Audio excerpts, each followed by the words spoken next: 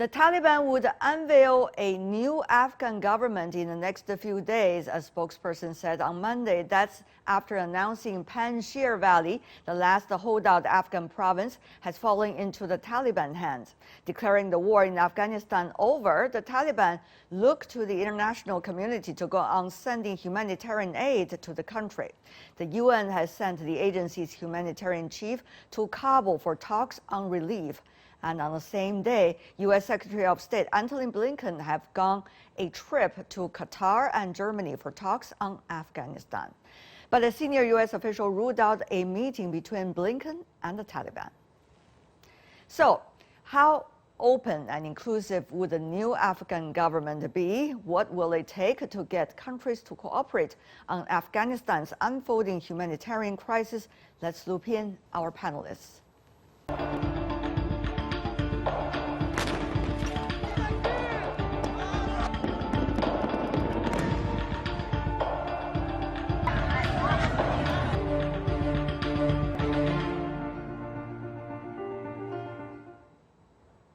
From Kabul, Zimayalai Abbasian, Afghan reporter working for us. Thank you so much for joining us around the clock.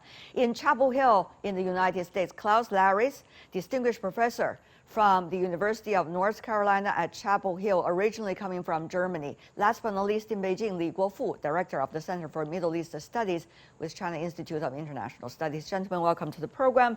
First of all, Mr. Abbasian, you are in Afghanistan. There are mixed reports about whether the Panjshir Valley is already occupied by the Taliban forces or whether the resistance movement is still going on. What is the latest you have heard now?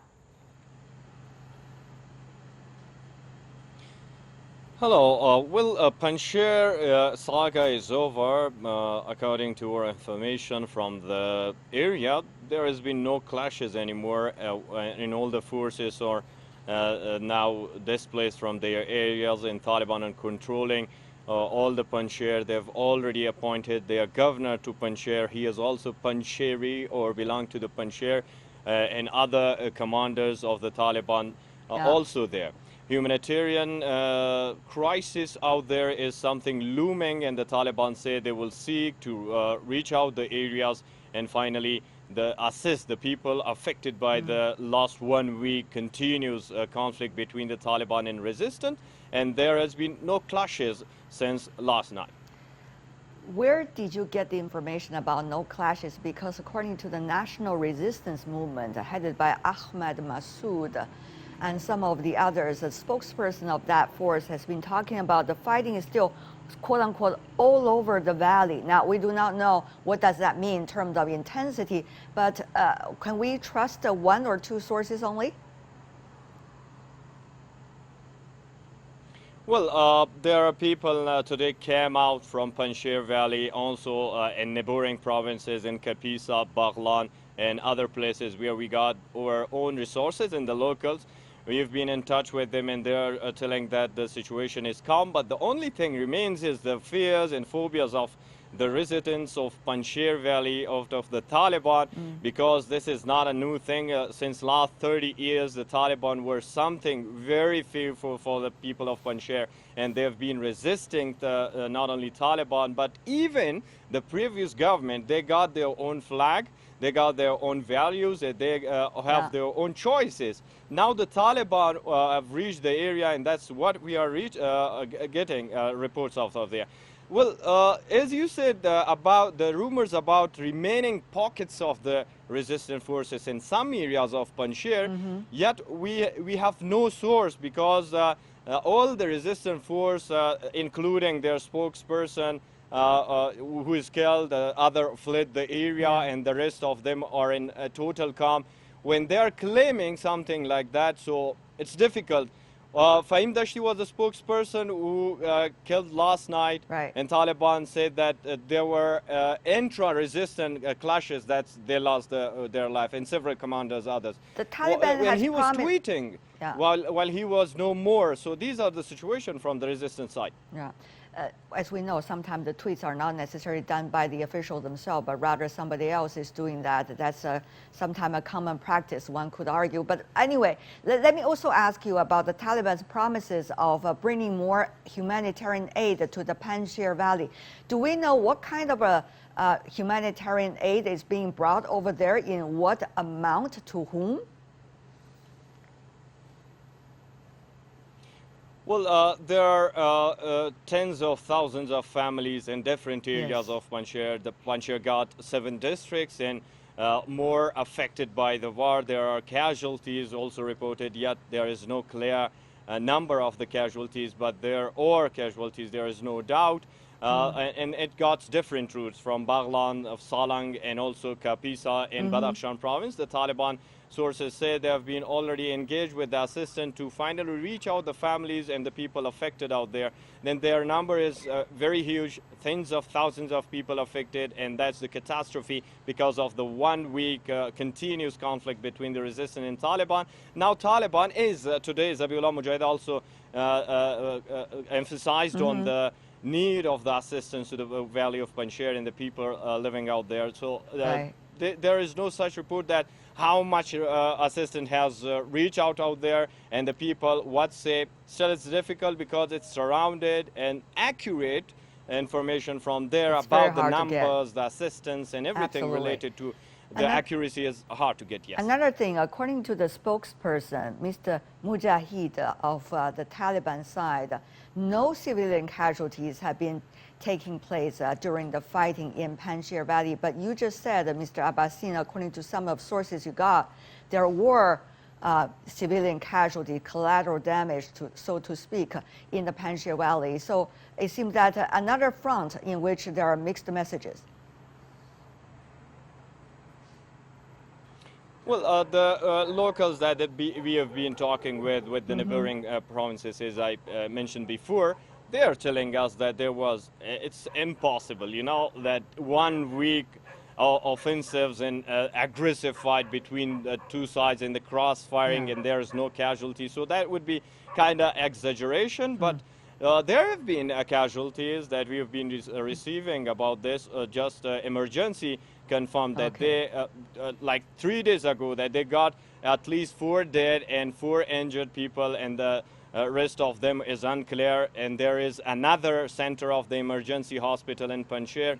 We have no information from them. And the resistance were claiming that Taliban avoid reaching the hospital. And that's all like pointing to all these catastrophes happening. But the Taliban say we have been very much careful. It was easy for us to take Panjshir Valley, but it took 1 week because we wanted to avoid. So these are the claims and justification they are making, but yet we have to wait for the exact numbers again.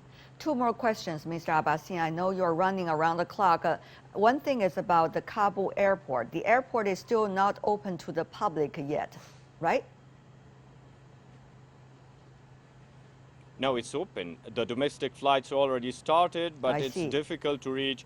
And if you want to fly, there have been several flights from Kabul to Mazar-e Sharif, from Kabul to Herat, from Herat to Mazar-e Sharif and Kandahar, and vice versa. So it's been happening. It's reaching now more than 8. I was right now where I stand. I can see Kabul airport in the sky of Kabul, close to Kabul airport. There have been planes today, and they were flying, but it was about the humanitarian assistance, the domestic one. The international flights are not yet ready, which already Zabiullah Mujahid mentioned in today's press conference, and he said that very crucial damage has occurred in Kabul airport because of the U.S. and other forces out there, and they damaged intentionally a lot of the system out there, including the radar system. So these are the issues, but international flights are now pending because of the technical issues. I see. Last question for this round about the forming of the government. Earlier last week, it was claimed that it's likely to be announced at the end of last week. Of course, it didn't happen. And the Taliban spokesperson have been calling on for patience, quote unquote, to get things right. And then the latest information coming from the Taliban spokesperson, Mr. Mujahid, he's been talking about, well, there's not likely to be a final map of who the government officials might be, but rather from now until the next step will be a temporary setup and temporary plan of who they might be so that it could be further adjusted. Is that the latest information we get? And how shall we understand the so-called temporary? Is it going to be a word used for not being inclusive and open? Well, there's one concern. If the Taliban modify the inclusiveness of the government is of like different tribes, but from the Taliban side. For example, the governor would be Tajik and it would be Talib. The governor would be Pashtun and he would be Talib. The prime minister would be for the health ministry and the rest and the cabinet. They would be of different ethnics and tribes of Afghanistan, but they would be Talib. So this is something really conflicting, and as we've been seeing, there are much more concerns if the inclusiveness of the government in the eyes of Taliban is this only. So that would be monopoly, according to many experts that I've been talking to. And but the Taliban say you have to wait, like you mentioned, and there is much more coming out. The Taliban, as I've been engaged in Afghanistan peace process since last at least 3 years, and we've been engaged, and I was interviewing all the members and off the record talkings and other. My getting from their opinion is the leadership that the Taliban seek. It's possible that they will distribute the positions, but Taliban emphasize on the merit. There are technical ministries and also sectors in Afghanistan, the sectorial ministries and institutions in Afghanistan. So the Taliban were in war. They got lists of these people, and the Taliban confessed this, and they say, we will engage with all. We invite all the people of Afghanistan and the merits to come over to work for their country and finally get progress. And that was again mentioned by Zabihullah Mujahid in today's conference. There were also talking, Mr. Abbasian, about the political office officials who are now, earlier in Doha, is mainly working almost like a foreign ministry for the Taliban in a way. 80%, some were suggesting in the media report, of the future so-called temporary government layout will coming from those political office officials. Do you also hear similar talking from where you are?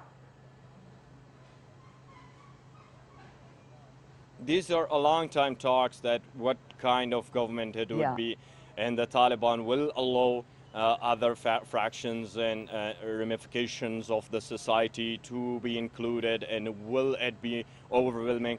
The answer from Taliban is yes, but at the same time, when we focus on the recent talks that Sher Abbas Tanekzi, a senior member of Taliban political office and chief negotiator, he said that when we talk with former President Hamid Karzai, also Dr. Abdullah and Gulbuddin Hekmatyar, who have already engaged a new council for the coordination of transition of power, it doesn't mean that they will be included in the government or share the power with. So sharing power with anybody from the Taliban side, they rejected, and they want a centralized government. Mullah Abdul Ghani brother, the leader and co-founder of Taliban, already have clarified this. But how it would look like, it's still a question. So we have to wait for the Taliban, and finally, whatever is behind the curtains will come in front of the curtain, and everybody will see it. But it's a concern about the monopoly, and the Taliban say we already know what is the issue, and others. While also the resistance front, they've already out of the scene, and the Northern Alliance. So what would it look like if they're not included and push aside and also stay in exile? This is a concern, and maybe we will get the answer in a couple of days. Whatever is behind the scenes, whatever is in the valley, likely to be coming under the sunlight, we hope. Zimayalai Abbasian, thank you so much. Our correspondent working around the clock for us. Really appreciate it. Be safe where you are. And now let's go to our two other panelists, Klaus Lauris and Li Guofu. Mr. Li coming from China, Ms. Lauris coming from the United States, originally from Germany. Now, Mr. Lauris, we know that the Secretary of State of the U.S. is going both to Doha and also to Germany to express, quote unquote, gratitude. Now, how is that likely to be the case vis-a-vis the future planning of the U.S. militaries and also the U.S. role in Afghanistan or related areas? Professor Laris, briefly. Yeah, we know that the situation in Afghanistan is very confusing and unclear, as the previous speaker has made clear. And I think the same applies to the outside world. No one really knows how to react to the development in Afghanistan. And now various ministers from various countries are touring the region, particularly the Gulf states, in order to find a solution regarding the remaining evacuees, which are still in Afghanistan. We are talking about thousands of people from the United States, from Germany, from many other countries, and also what to do about humanitarian aid. And I think the German foreign minister was touring the area a few days ago. Now the American Secretary of State is touring it. They're talking then in Ramstein together with each other. They're inviting other G7 and other leaders to resolve the issue. You know, it's it is very unclear, when you but say, everyone wants to engage with the Taliban. It's very interesting what you said, because the Secretary of State, at least someone from the State Department, had denied the possibility of meeting with the Taliban, at least in public eyes, I guess. But the German foreign minister, actually, Professor Laris, had been talking about it's possible to reopen the embassy of Germany inside Afghanistan. And that shows a very big difference between, let's just say, Berlin's stance and the Washington stance in terms of where Afghanistan will be on their map. Yes, that is true. And also the EU has indicated they're interested in engaging with the Taliban. The EU has said they don't want to recognize the Taliban regime right now. And of course, that would be difficult as there still is no government in Kabul. And so how can you recognize a government and a country if even they don't have a government themselves? But the Germans and the EU are ready to engage, in particular for humanitarian reasons, to bring food and medical deliveries into the country and also bring evacuees out. The United States, of course, is a big loser of the war in Afghanistan. It is in a way understandable that they are more hesitant to engage with the winning party, which clearly is the Taliban. But I think in due course, give it a few months, I think the United States will also engage more than they are doing right now. And they're already engaging. You know, they're talking in Doha. They have their people on the ground. And very briefly, Germany is one of those countries hosting American military bases. And right now, many of the military bases used in Germany are actually hosting the evacuees coming from Afghanistan. How do you see, Professor Laris, given the earlier experience between Germany and the United States, that likely to be handled very briefly? Well, the Ramstein military base, which is one of the largest military bases in the world, certainly one of the largest the United States has been very helpful regarding medical treatment of both soldiers in the past and now of receiving evacuees. But it is at capacity. I think there are over 40,000 people there now, and so they are quickly being sent to the United States itself or perhaps also to other third countries. The Germans are happy to collaborate on that and happy to cooperate for alliance reasons, but also for humanitarian reasons. Of course. You know, you want to get the evacuees out, you want to put them somewhere safe. And Ramstein is the obvious immediate solution, but it's not a permanent solution. I see. They're meant to stay there for a week or two, not much longer. And the German authorities clearly want these evacuees put forward to the United States and other countries. Professor Lee, about Qatar. This is a very significant role, both hosting the so-called peace talks for years, and now hosting U.S. military base in the Middle East, arguably the largest. How do you see its role this time? I think Qatar has played a very important or key role in several ways. First, they help the United States to evacuate those who wanted to leave the Afghanistan. So this is one of the reasons Secretary of State Blinken went there to just thanks to the cooperation and Qatar offered. The second very important, Qatar together with Turkish, they will try to help and to reopen the Kabul international airports. That would be enable the international assistance flight to the Qatar and Kabul. Another very important role Qatar could play is to organize, those donation countries and to get the monies in order to provide it for these needed in Kabul. And another thing is the very delicate balance Qatar probably have to keep between the Taliban and also the Western countries, and as well as the regional powers, Saudis, UAE, and some of the others, Iran, for example. Very different mandate, shall I say, in terms of how they see the picture should be played out. Yes. And generally, the Qatar always play, we may call the balanced foreign policies. At the same time, they are very close cooperated with Taliban. On the other side, they may, working together with the United States and the Gulf states to maybe give the warning or prepare, the fight for. Some people already say that, the rise, the Taliban takeover of Afghanistan may give the rise to terrorism in this area. I see. Li Guofu, Klaus Laris, thank you so much for your analysis.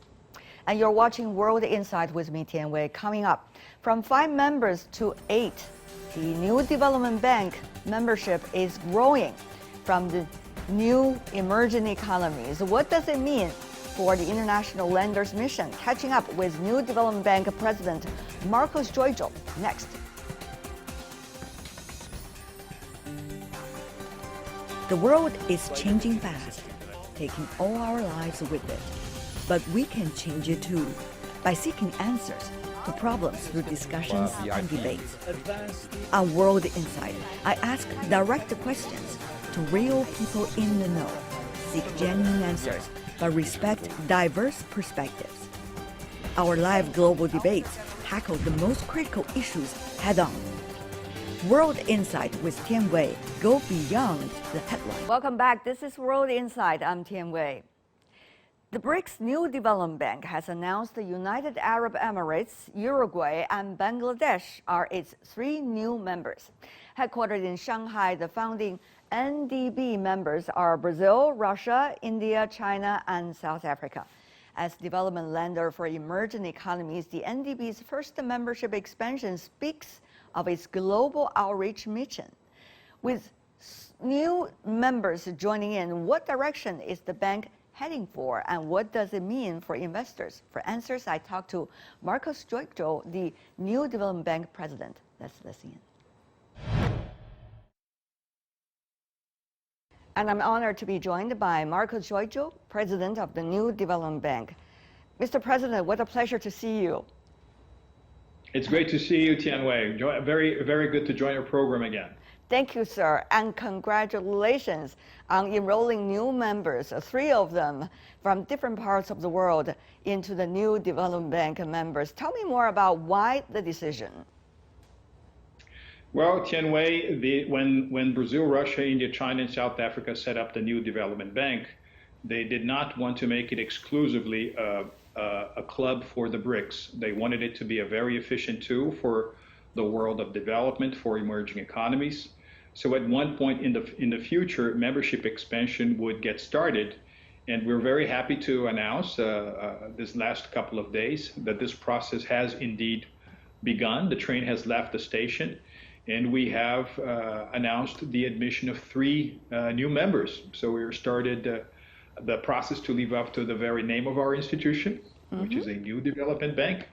And now we have admitted the United Arab Emirates, Uruguay, and Bangladesh as new members. So it's an important milestone for the bank, especially in a global juncture where there's such a lot of disconnect. Being able to add more countries into a platform for cooperation, for the mobilization of resources that are geared to development, I think is indeed an important milestone. So we're very happy about it. I can tell the excitement from the lights in your eyes, sir. But, there's one question. With all of these members joining in who are not necessarily the largest emerging economies, where is going to be the bank's direction, future directions? And are we going to see more new members joining in? On what kind of timetable? Well, Tianwei, I think the direction here is very clear. This is supposed to be a new development bank embracing more and more economies of the world. Of course, membership is open to whichever countries are part of the United Nations system.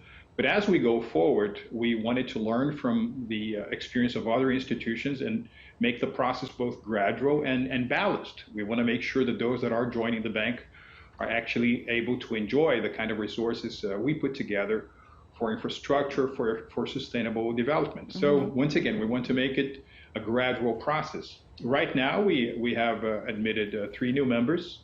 So as everyone knows, the United Arab Emirates, which is joining the bank at non-borrowing status, is one of the most dynamic and innovative economies of the world.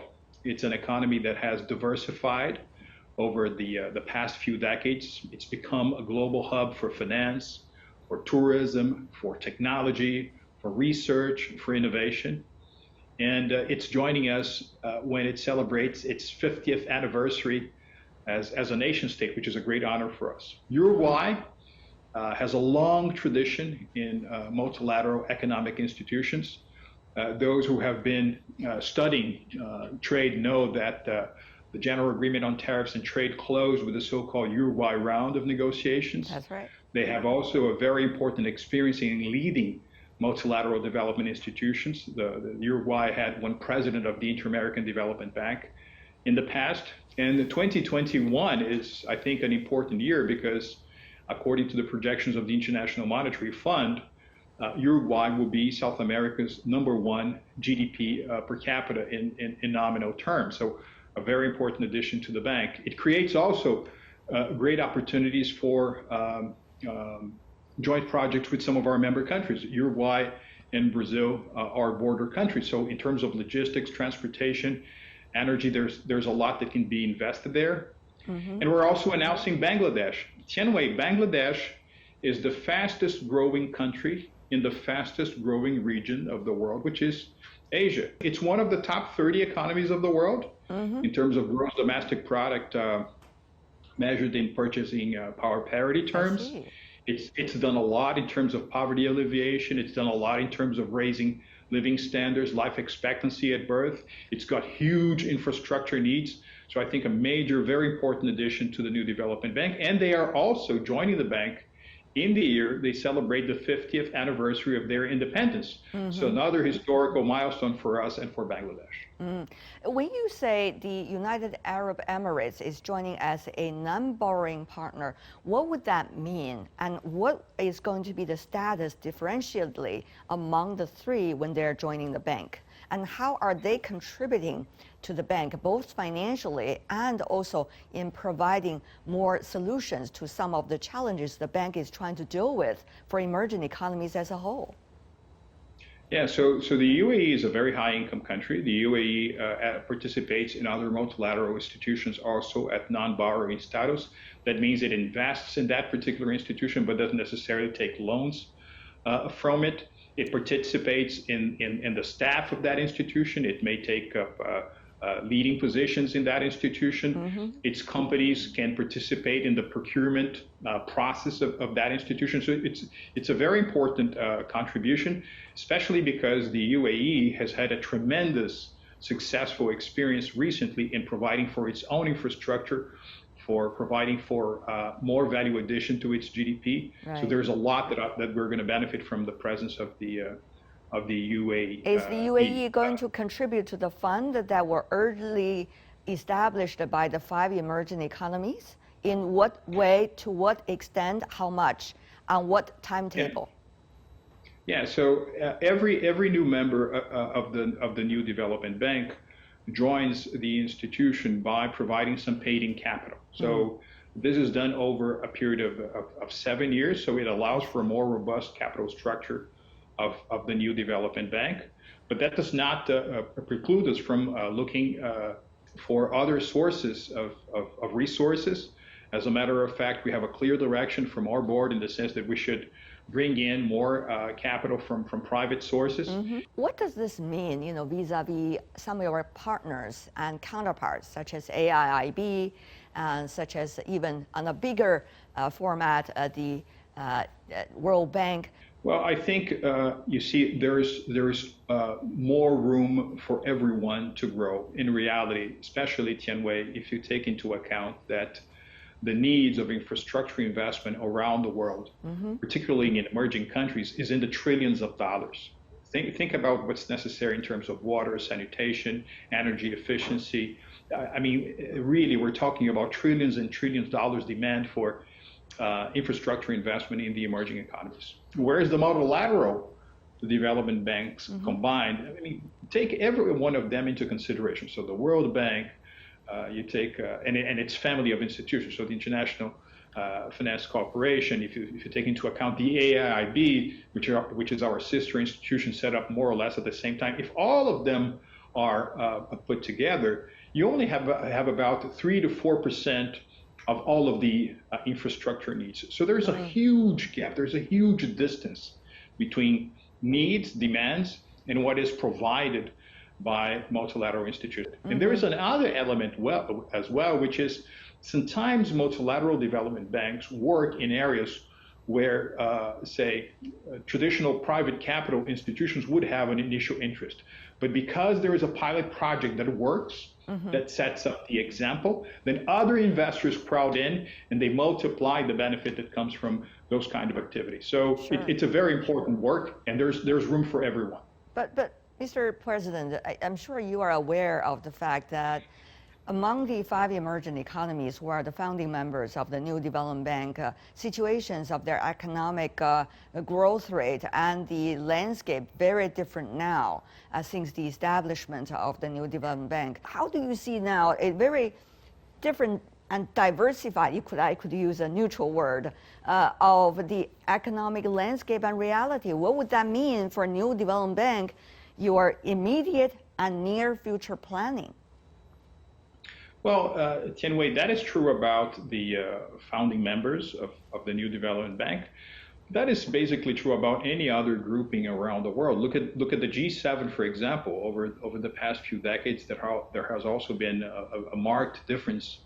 In the case of the NDB, the most important element putting these countries together is that they have interests that coincide when it comes to mobilizing resources and ideas for sustainable development and for infrastructure.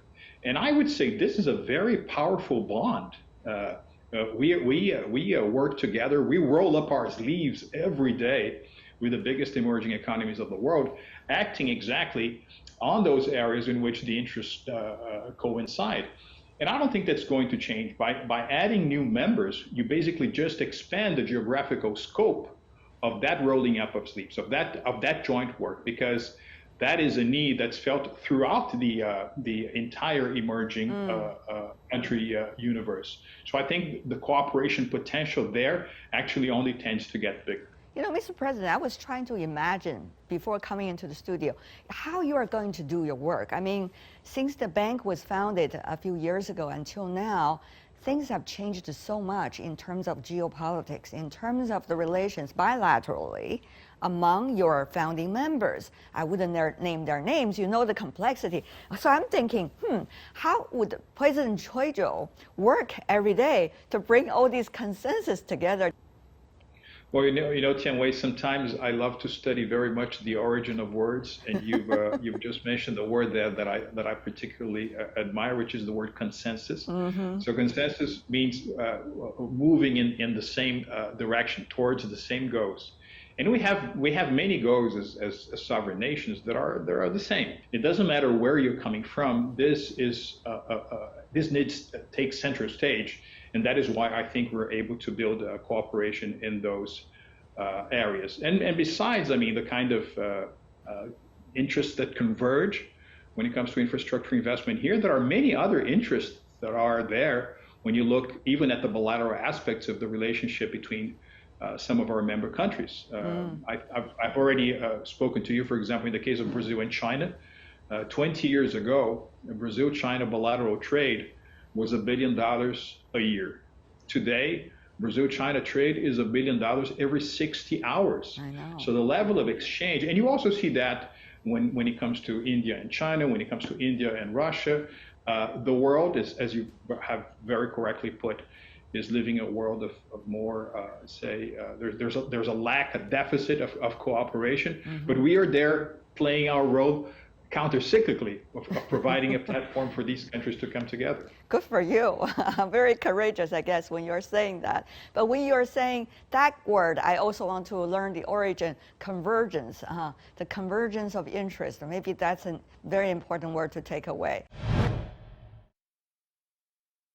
You see some of your member economies, China, for example, since we are talking based in Beijing, see its new idea of establishing more stock exchanges besides the Shenzhen, Hong Kong, Shanghai, and now it's adding Beijing. So you see this vibrant scene, while at the same time there are investors also talking about whether China is still as welcoming to investors as it used to be, as innovative as it used to be. Mr. President, you know, this is only one of your founding members. So how do you deal and see, you know, all these around-the-clock changes among your founding members about the future directions of their economy and investment environment? Well, you see, one of the ways to interpret the effects of COVID in the world, Tianwei, and that I favor the most, is that the world actually pushed the pause button. Some observers out there even say that we are not, for this past year and a half, we have not experienced a great recession, but we have experienced a great intermission. So things took sort of a pause. For example, I remember looking at some numbers in early 2020 when UNCTAD was publicizing the results of flows of foreign direct investment in the previous year, in 2019. And I guess at the time, China was about to overtake the United States as the top destination for world FDI. And Brazil was number 4. Housing about 75 billion new foreign direct investment in 2019. So all of that has taken sort of a pause because of COVID. But going forward, as vaccination is rolled out, as economic normality somewhat resumes, then the flows of FDI will continue to increase. And I think many of our member countries are mindful of this very important paradox that you see in the world out there, because as you were saying, as a result of more uncertainty, as a result of people living longer, as a result of the demassification of the economy, you have a huge amount of savings of resources that are looking for good investment opportunities. And on the other hand, you have less projects, less interesting ideas that are able to absorb those kind of savings and investment in the form of economic activity. So I think as, once again, situation goes back to something that's closer to normality, there's going to be more and more creative instruments to attract that liquidity, some of them in the form of new stock exchanges, some of them put together by institutions like ourselves, because we want to mobilize more private capital to be able to direct those resources to our member countries. So I see it as a natural consequence of the world that is progressively going to resume normality, and therefore the overall flows of investment will also expand. I want to follow up on that, particularly the new development bank's future potential in cooperation with the private sector. I remember, Mr. President, you said in a recent business summit very clearly that is the potential. Do you have a timetable and also the amount of cooperation you want to have with, and what conditions? Do we line it up already in front of the private sector? Yeah, so we have already a number of projects that are done in partnership with the private sector. We have those in Russia. We have those in Brazil. We wanted to have in all of our member countries. We want a considerable portion of our portfolio to be taken up by projects in the private sector, and we want to do a lot of cross-institutional financing. One particular project where you have a multilateral institution like us, another multilateral institution, an investment fund that's led by private investors, we can now come together. I give you one very interesting example. For example, the NDB has a big investment share, a big financing share of a project in Brazil for solar panels that actually sets up the biggest solar power generation unit in Latin America. And there in that project, we have our share. We have other development banks participating, and we have investors from the private sector as well. This is the kind of opportunity that we're very much open to. Now, during my term, we have set up the non-sovereign department here in our vice presidency for operations. So people who are exclusively directed to private sector operations, along with the new department for ESG. So we are very mindful of these, say, preferences on the part of investors to have very strong criteria for environment, social, and governance. So we're also making the institution more sophisticated to be able to play a constructive role in whichever projects we do with the private sector. Among your founding members, there are already currency swap schemes, and also within the programs that you have, there are also different kinds of currency programs and bonds. Tell me more about your choices and preferences of currencies as things goes by. I think our role here is to allow for a bigger basket of choices that are available for whoever does business with us. We have a mandate and a priority in our set of objectives to do more local currency financing, do away with the exchange rate risk. We do so, once again, in a very progressive manner as global interest rates also move towards some sort of normality. This should be a bigger option. We absolutely have that as a priority and as an option for those who want to work with projects in the NDB. We cannot be a new development bank only in the name of our institution. We have to have new investment and financing practices as well. Local currency financing is definitely one of them.